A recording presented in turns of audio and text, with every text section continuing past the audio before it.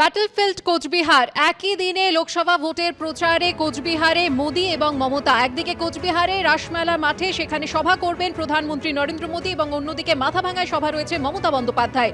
2021-এর 6 April বিধানসভা ভোটের আগেও এই দুই জায়গায় একই দিনে সভা করেছিলেন মোদি মমতা।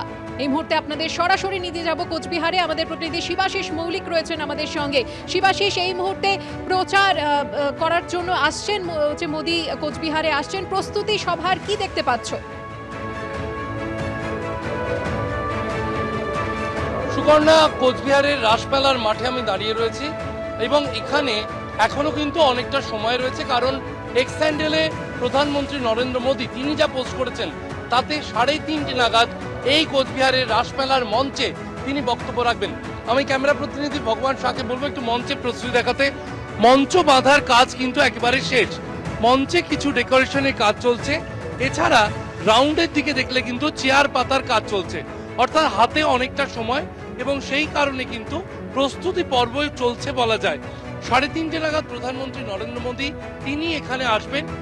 আমরা যেরকম জানতে পাচ্ছি তাতে সূচি অনুযায়ী হাসিমারা বিমান ঘাঁটিতে তিনি প্রথমে তার বিমান অবতরণ করবে, তারপর তার যে চপার রয়েছে, প্রধানমন্ত্রীর যে বিশেষ চপার, সেই চপারে করে কিন্তু তিনি হাসিমারা থেকে কোচবিহার বিমানবন্দরে আসবেন।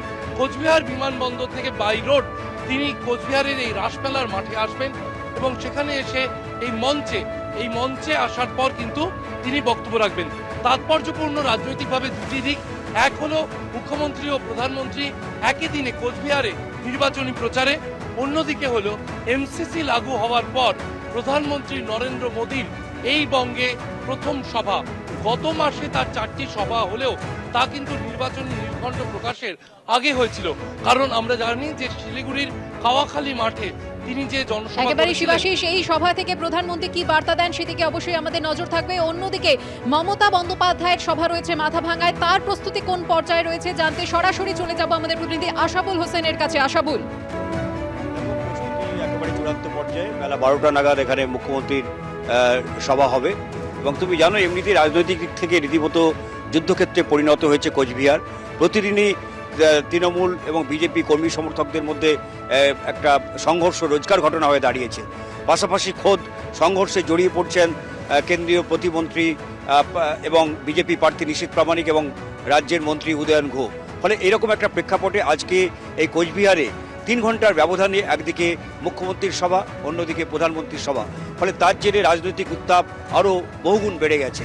এখন সকলেই তাকিয়ে রয়েছেন যে একদিকে মুখ্যমন্ত্রী, অন্যদিকে প্রধানমন্ত্রী, তারা কি বার্তা দেন।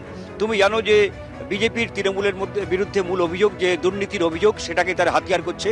অন্যদিকে তৃণমূলের বিজেপির বিরুদ্ধে অভিযোগ যে প্রধানমন্ত্রী গত 2019-এর নির্বাচনে এই উত্তরবঙ্গ সফরে তিনি নানা প্রতিশ্রুতি দিয়েছিলেন, বিশেষ করে চা বাগান খোলার প্রতিশ্রুতি দিয়েছিলেন, তিনি সেই প্রতিশ্রুতি রাখেননি। পাশাপাশি নারায়ণী রেজিমেন্ট সেটাও বিজেপির আলাদাভাবে সেনাবাহিনীতে করা হবে, বিজেপির পক্ষ থেকে প্রতিশ্রুতি দেওয়া হয়েছিল, কিন্তু প্রতিশ্রুতি তারা রাখেনি। ফলে বিজেপির বিরুদ্ধে তৃণমূলের অভিযোগ হচ্ছে প্রতিশ্রুতি ভঙ্গের অভিযোগ, অন্যদিকে তৃণমূলের বিরুদ্ধে বিজেপির অভিযোগ যে দুর্নীতির অভিযোগ। তৃণমূল কর্মীদের প্রতি কি বার্তা দেন তিনি লোকসভা ভোটের আগে, অবশ্যই আমাদের নজর থাকবে। ধন্যবাদ তোমাকে আশাবুল, ধন্যবাদ শিবাশিস।